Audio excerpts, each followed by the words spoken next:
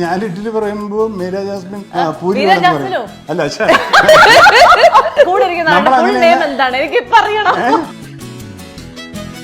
Actually ശരിക്കും പൊരുത്തില്ല. Separated ആണ് രണ്ടുപേരും. രണ്ടുപേരും ഭയങ്കര ഐഡിയലിസ്റ്റിക്. ഞാൻ ഇഡ്ഡലി പറയുമ്പോ മീര ജാസ്മിൻ പൂരി മീര വേണം എന്ന് ജാസ്മിനോ? പറയും. അല്ല ശ്ശെ. ഇഡ്ഡലി പറയുമ്പോ ഇത് തന്നെ കുഴപ്പം. ചേട്ടാ പറ.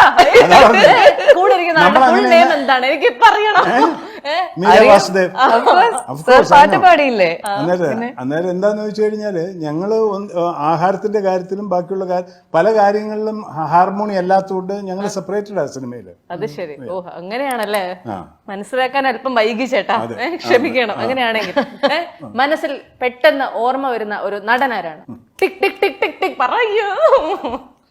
അതെങ്ങനെ ഞങ്ങൾക്ക് രണ്ടുപേർക്കും ഒരുപോലെ പറയാൻ അല്ല, പറ്റും? ഞങ്ങൾക്ക് നിങ്ങൾ രണ്ടുപേരും ഏതൊക്കെ പറയണമെന്ന് അറിയാനുള്ള ഒരു ആഗ്രഹത്തിന്റെ പുറത്ത് ചോദിക്കുന്നതിന് കുഴപ്പമില്ല. ചോദിച്ചാലും പറയാൻ പറ്റുമോ? കാരണം എന്റെ ഇഷ്ടം അനുസരിച്ചാണോ മീരയുടെ ഇഷ്ടം? അത് അറിയാൻ വേണ്ടിട്ടുള്ള അല്ലല്ലോ. അല്ല, എന്നാലും രണ്ട് ഉത്തരങ്ങൾ ഒരുമിച്ച് കേൾക്കാലോ. ഒരുമിച്ച് മീര പറയട്ടെ എന്നാ. എങ്കിൽ മീര പറയട്ടെ. ഞാൻ വളരെ ഡിപ്ലോമാറ്റിക് ആയിട്ട് ആൻസർ ചെയ്യാം. Tom Cruise. ഞാനും അതെ. ടോം ക്രൂസോ? ഇപ്പൊ ഏറ്റവും ലേറ്റസ്റ്റ് ഇവിടെ ഇറങ്ങിയിട്ടുണ്ട്. ഉഗ്രനാണത്. നമുക്ക് വേണമെങ്കിൽ ലാലു അലക്സ് എന്ന് പറയായിരുന്നു കേട്ടാ. ഞാൻ വലിയൊരു നടനൊന്നും അല്ല. ഇഷ്ടമുള്ള നടനല്ലേ? നമുക്ക് നമ്മളെ നല്ല ഇഷ്ടല്ലേ? അല്ല, അതിപ്പോ എനിക്കിഷ്ടമാണ്. അല്ല, നിങ്ങൾക്ക് നിങ്ങളെ ഇഷ്ടമല്ലേ? അല്ലെങ്കിൽ നമ്മൾ മുന്നോട്ട് ലൈഫ് ഇല്ലല്ലോ. ഓരോ മൊമെന്റും നമ്മളെ ഇഷ്ടപ്പെടുന്നതുകൊണ്ടാണ്. അന്നേരം പിന്നെ എനിക്ക് ഒരു ആസ് ആൻ ആക്ടർ ഞാൻ ഓക്കെ, അത്ര ഒക്കെ ഉള്ളു. അല്ല, വലിയ ആക്ടർ ഒന്നും അല്ല ഞാൻ. എങ്കിൽ ഞാൻ വേറൊരു എല്ലാവർക്കും രണ്ടുപേർക്കും ഒരുപോലെ ആൻസർ പറയാൻ പറ്റുന്ന ഒരു ക്വസ്റ്റ്യൻ. ഇമ്പത്തിന്റെ ഒരു പര്യായ പദം എന്താണ്? പര്യായം എന്ന് പറഞ്ഞാൽ എന്താ ചേട്ടാ? എന്തോ ആരോ പറയണ എഴുതിക്കൊണ്ട് ചോദിച്ചോണ്ടിരിക്കും. അല്ല, സിനോണിം എന്താണ് ഞാൻ ചോദിച്ചു. ഇഷ്ടമുള്ളത് വേണമെങ്കിൽ ഒരു പര്യായം പറയാം. ഇമ്പം. പിന്നെ അല്ലെങ്കിൽ കുളിർമയുള്ളത്. ഇമ്പമാണ്. ഇമ്പം എന്ന് പറയുമ്പോൾ അതിൻ്റെ അകത്തൊരു പോസിറ്റീവ് വേർഡാണത്.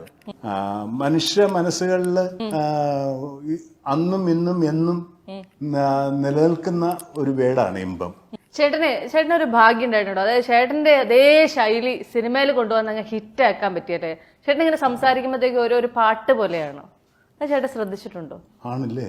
ചേട്ടാ ഇപ്പൊ നമ്മള് മറ്റേ പേഴ്സണലായിട്ട് പറയാ കേട്ടോ, എടുത്തു നോക്കിയാൽ പേഴ്സണലായിട്ട് പറയുക എന്ന് പറയുമ്പോഴത്തേക്ക് ഒരു പാട്ട് പോലെ. Feel so very melodious.